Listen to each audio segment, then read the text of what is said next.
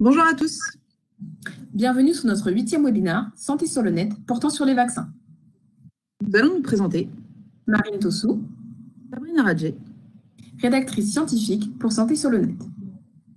Le site Santé sur le net a pour vocation de vous apporter une information scientifique venant de sources fiables et vérifiées, mais ne remplace en aucun cas un avis médical par un professionnel de santé. Pour information, votre micro n'est pas activé. Vous trouverez un onglet sur la droite pour poser vos questions au fur et à mesure de la présentation. Le webinaire comportera 2 parties, 20 minutes de présentation et 10 minutes de questions-réponses. Dans ce webinaire, nous allons nous intéresser aux vaccins. Nous allons d'abord vous dire tout ce qu'il faut savoir sur les vaccins, leur histoire, les différentes technologies, leur fabrication, les contre-indications et les effets indésirables connus. Nous allons également évoquer les polémiques liées à la vaccination. Puis, nous nous intéresserons à la Covid-19 et aux vaccins qui ont été développés pour lutter contre cette maladie. Nous allons commencer par définir le mot vaccin. Il s'agit d'une préparation administrée pour provoquer l'immunité contre une maladie en stimulant la production d'anticorps. Un anticorps est une protéine du système immunitaire qui permet de détecter et de neutraliser les agents pathogènes. La vaccination permet de lutter contre des maladies infectieuses potentiellement graves. On est vacciné pour se protéger soi-même, mais aussi sa famille ou son entourage. La généralisation de la vaccination contre certaines maladies a permis leur éradication. En ce qui concerne leur administration, l'injection est la voie d'administration la plus courante, mais certains vaccins sont donnés par voie orale ou en pulvérisation nasale. Comme vous pouvez le voir, la science de la vaccination a débuté en 1798, date à laquelle Jenner a développé un vaccin contre la variole. Tout a commencé en 1796, lorsqu'il a constaté qu'il existait une maladie bénigne des vaches, la vaccine, qui ressemblait à la variole, et que les fermières ne développaient pas la variole. Il a donc décidé d'inoculer la vaccine à un enfant, puis la variole, et a constaté que l'enfant n'a pas développé la maladie. Il faudra ensuite attendre presque 100 ans pour que Louis Pasteur développe le vaccin contre la rage. C'est d'ailleurs lui qui invente le terme de vaccin en l'honneur de Jenner. Grâce au progrès de la médecine, s'ensuit un grand nombre de découvertes qui nous mènent aujourd'hui à la recherche et au développement d'un vaccin contre la Covid-19. Les différents vaccins ont permis d'éradiquer un certain nombre de maladies graves et mortelles. Toutefois, cela ne nous dispense pas de continuer à nous vacciner. En effet, lorsque la couverture vaccinale diminue, on assiste à la résurgence de maladies jusqu'alors disparues. Par exemple, la réapparition de la diphtérie en Amérique du Sud.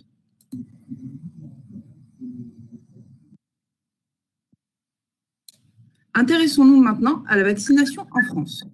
Le calendrier vaccinal fixe chaque année les vaccinations applicables aux personnes résidant en France en fonction de leur âge et met les recommandations vaccinales générales et les recommandations vaccinales particulières, propres à des conditions spéciales telles que risque accru de complications, d'exposition ou de transmission, ou à des expositions professionnelles. À ce jour, en France, 11 valences sont obligatoires, à savoir la diphtérie, le tétanos, la poliomyélite, l'hépatite B, l'hémophilus de type B, la coqueluche, la rougeole, les oreillons, la rubéole, les pneumocoques et le méningocoque C. La vaccination saisonnière contre la grippe est fortement recommandée, notamment pour les patients à risque, à savoir femmes enceintes, patients immunodéprimés, nourrissons ou encore patients diabétiques. Sachez que les recommandations vaccinales diffèrent en fonction des pays fréquentés. Pensez donc à vous renseigner avant tout départ à l'étranger. Le principe de la vaccination s'appuie sur l'isolement d'un agent pathogène, sa culture, son atténuation ou son inactivation pour fabriquer un vaccin. Commençons par décrire les différents types de vaccins existants. Il y en a 6. Les vaccins vivants atténués, les vaccins inactivés, les vaccins à vecteur viral, les vaccins protéiques et les vaccins à ADN ou ARN. Certaines technologies sont utilisées depuis des décennies et d'autres constituent des innovations récemment utilisées dans le développement du vaccin contre la Covid. En ce qui concerne les vaccins vivants atténués, une version du virus dépourvue de pouvoir pathogène est administrée. On utilise le virus vivant, mais celui-ci est atténué afin que son administration ne puisse pas induire le développement de la maladie. Il provoque une réponse immunitaire complète et durable. Les vaccins à virus atténué doivent être conservés au réfrigérateur et protégés de la lumière. En ce qui concerne les vaccins inactivés, le virus est tué, inactivé, par le biais de la chaleur, de radiation ou autres procédés chimiques notamment.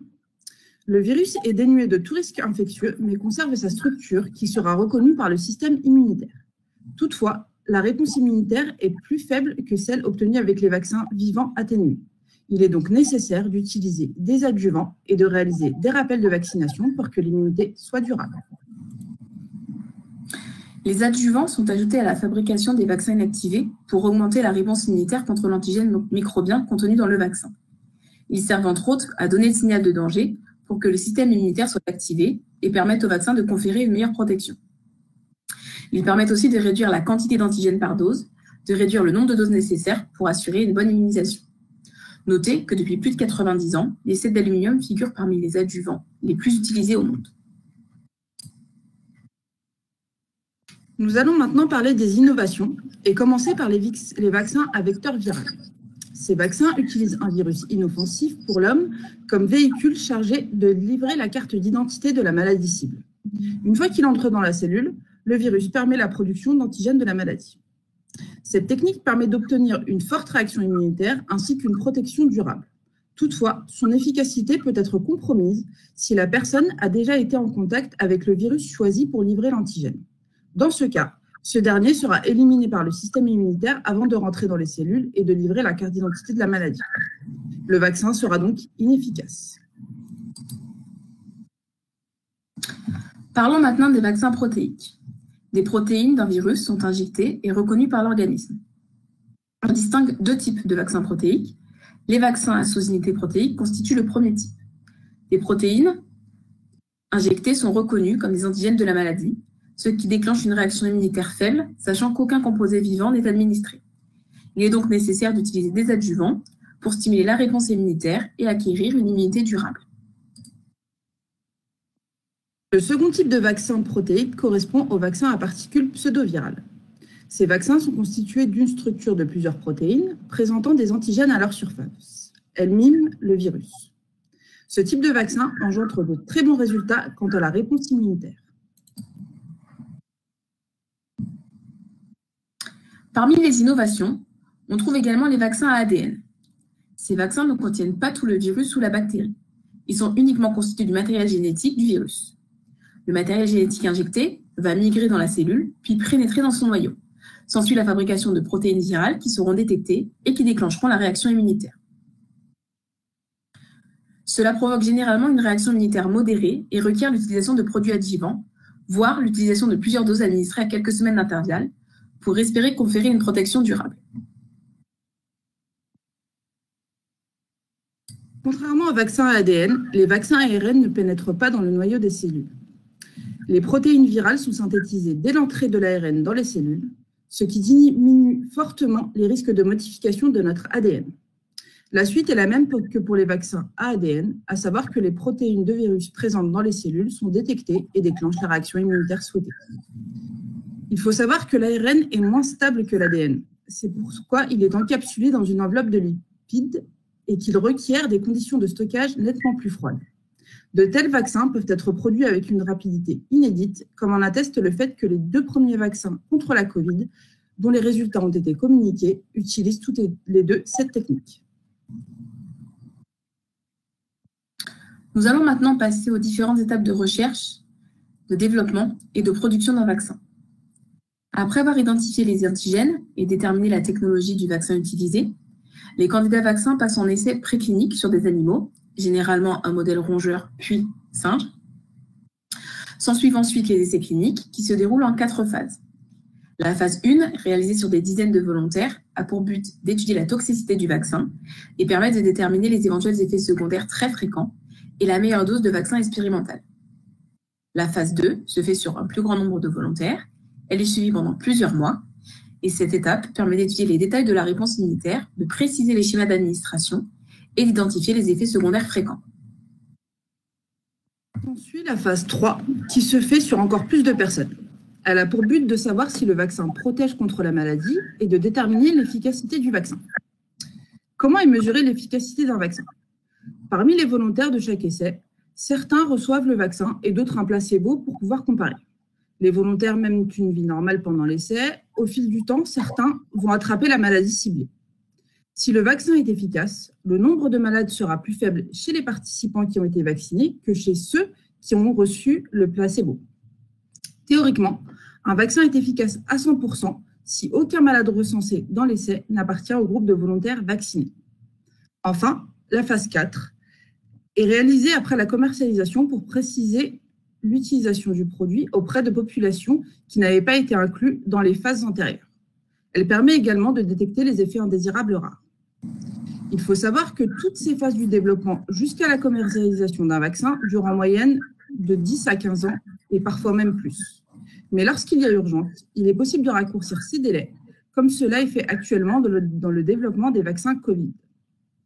Pour qu'un candidat vaccin passe par toutes ces phases sans brûler les étapes, il faut au minimum 12 à 18 mois. Comme vous l'avez vu précédemment, la phase de développement d'un vaccin prend en temps normal 10 à 20 ans. S'ajoute à cela un processus de fabrication complexe dont la durée varie de 6 à 33 mois selon le type de vaccin, principalement du fait des nombreux contrôles qualité qui sont réalisés. Cela représente 70% du temps. Nous avons vu les différents vaccins existants ainsi que leur procédé de fabrication. Nous allons maintenant nous intéresser aux contre-indications et précautions d'emploi de ces vaccins. Il faut savoir qu'il existe très peu de contre-indications à la vaccination. Les contre-indications les plus fréquentes sont une allergie à certains composants du vaccin, par exemple une allergie aux œufs, notamment pour les vaccins de la grippe, qui contient des protéines d'œufs de poule, un état fébrile, des antécédents de réactions indésirables graves lors d'une précédente administration, par exemple un œdème de Quick. De plus, il faut savoir que les vaccins vivants sont contre-indiqués chez les patients immunodéprimés. Donc, aussi bien les patients qui sont sous corticoïdes par voie orale, intramusculaire ou intraveineuse. Le risque, en fait, chez ces patients est qu'ils développent l'infection pour laquelle ils se font vacciner, car leur système immunitaire n'est pas en mesure de réagir et de se défendre face aux agents pathogènes. En revanche, les patients qui prennent des corticoïdes par voie inhalée peuvent se faire vacciner. Très particulier de la femme enceinte. La grossesse n'est pas une contre-indication à la vaccination. Néanmoins, il existe des précautions avec les vaccins vivants qui sont déconseillés pendant la grossesse. Comme vous pouvez le voir, certaines populations ne peuvent donc pas être vaccinées, d'où l'importance de l'immunité collective. Les patients vaccinés protègent ceux qui ne peuvent pas être vaccinés. Quel que soit le vaccin utilisé, les effets indésirables les plus fréquents sont similaires, à savoir la fatigue, des céphalées ou maux de tête, des douleurs et des rougeurs au point d'injection. Ces réactions secondaires bénignes témoignent le plus souvent de la mise en route de l'immunité induite par le vaccin et sont soulagées par la prise d'antalgiques. Toutefois, en cas d'effet indésirable, n'hésitez pas à consulter votre médecin.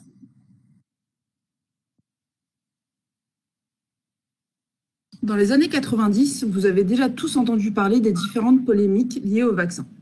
La majorité d'entre elles, sclérose en plaques, myofasciite à macrophage ou autisme, ont reçu des réponses scientifiques sans équivoque. Il n'y a aucune preuve ou suspicion de preuve démontrant que les vaccins sont impliqués dans ces maladies. Nous allons maintenant nous concentrer sur la Covid-19 en quelques chiffres. Comme vous pouvez le voir, au 11 janvier 2021, on dénombre plus de 90 millions de cas dans le monde et presque 2 millions de décès. En France, cette maladie a déjà contaminé plus de 2,5 millions de personnes et a fait plus de 68 000 décès. À ce jour, aucun traitement curatif n'a été validé et les conséquences à long terme de la Covid-19 restent méconnues. Les recommandations de la Haute Autorité de Santé sont de mettre en place un traitement symptomatique et de surveiller l'évolution des patients atteints par la Covid-19.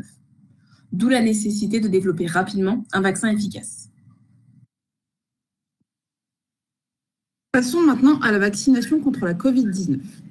Sachez qu'aujourd'hui, on dénombre 237 projets de vaccins contre la Covid-19 dans le monde. 48 vaccins sont actuellement en phase d'essai clinique et 21 sont actuellement en phase 3. En phase 3. Pour rappel, la phase 3 des études cliniques correspond à la phase pendant laquelle on compare l'efficacité du traitement à un placebo ou au traitement de référence utilisé dans une pathologie sur un grand nombre de volontaires. À la fin de cette phase 3, et en fonction des résultats obtenus, les laboratoires auront la possibilité de déposer un dossier d'autorisation de mise sur le marché en vue de la commercialisation du traitement.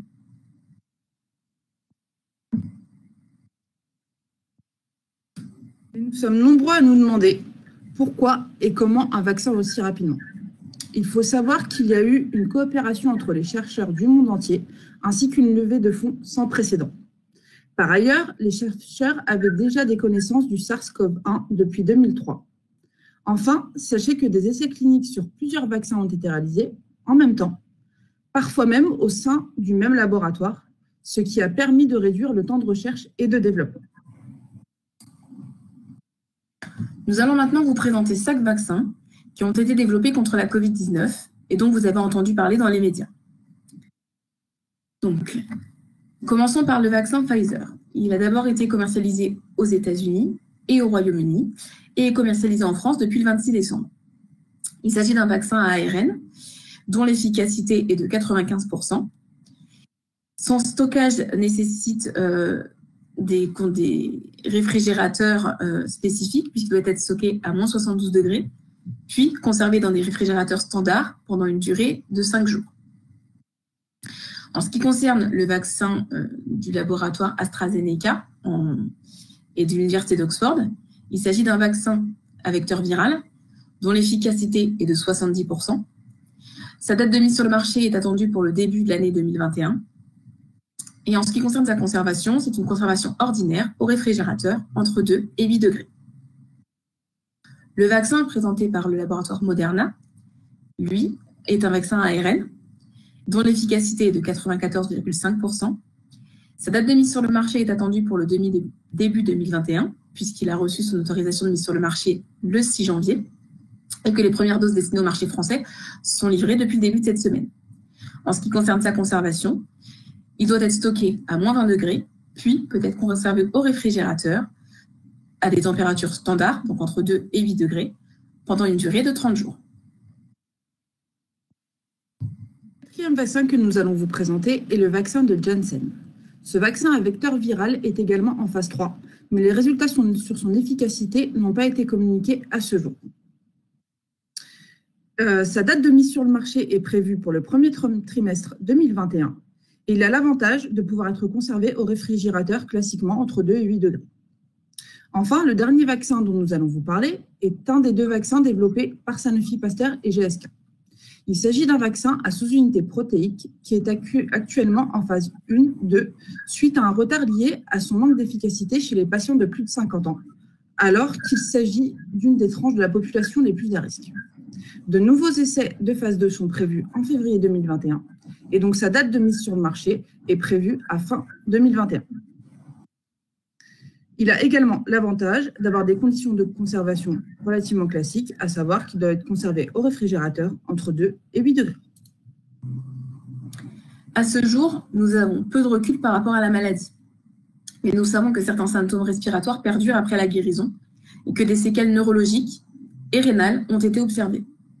De plus, au vu de l'importance de cette pandémie, aussi bien en termes de contamination qu'en termes du nombre de décès, et des mesures restrictives qui ont dû être mises en place pour tenter de l'enrayer, que ce soit les couvre-feux ou le confinement, il est nécessaire de trouver une solution durable. Malgré leurs potentiels effets indésirables, les vaccins semblent donc être une des réponses à cette crise. Depuis le début de la campagne vaccinale, le 26 décembre 2020, 138 351 personnes ont déjà été vaccinées. Nous avons terminé la présentation et nous allons donc passer aux questions-réponses.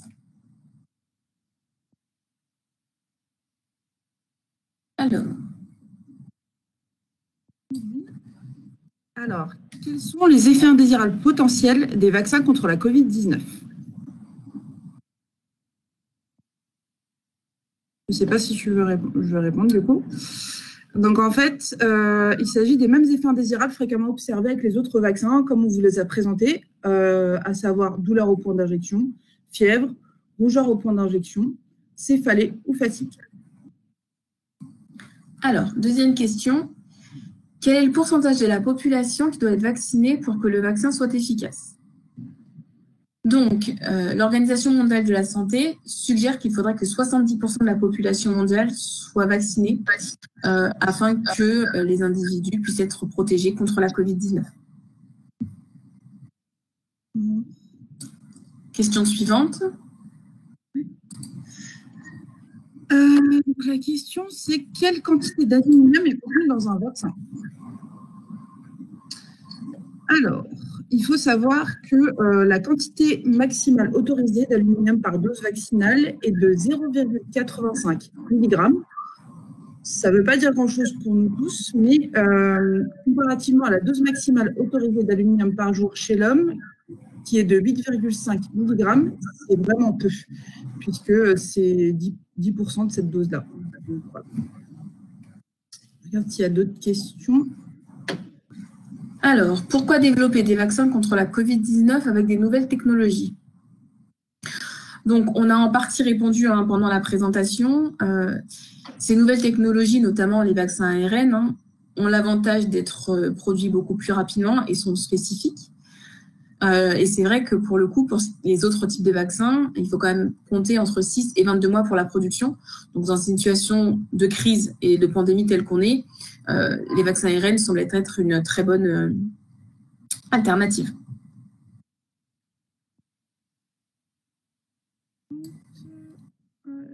Apparemment, c'est par rapport à l'efficacité. Quelqu'un voudrait qu'on lui explique de nouveau comment mesurer l'efficacité d'un vaccin.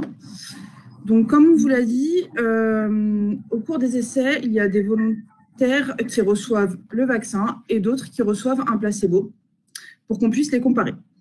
Et donc, les volontaires mènent une vie normale pendant l'essai. Au fil du temps, certains vont attraper la Covid-19, puisqu'on parle de la Covid. Et donc, si le vaccin est efficace, le nombre de malades sera plus faible chez les participants qui ont été vaccinés que chez ceux qui ont reçu le placebo. Donc, globalement, en théorie, un vaccin sera efficace à 100% si aucun malade recensé dans l'essai n'appartient au groupe de volontaires vaccinés. Alors, est-ce que nous avons d'autres questions? Alors, j'en vois une autre. Donc, combien de doses de vaccins sont administrées en France chaque année? Donc, tout vaccin confondu, on dénombre 25 millions de doses vendues par an en France. Alors, est-ce qu'on a d'autres questions? Non. Non, j'en vois pas d'autres. Alors, nous vous remercions pour votre participation et espérons vous voir bientôt sur notre prochain webinaire qui aura lieu courant janvier et qui abordera le thème de l'accouchement. Merci à tous. Merci. Au revoir.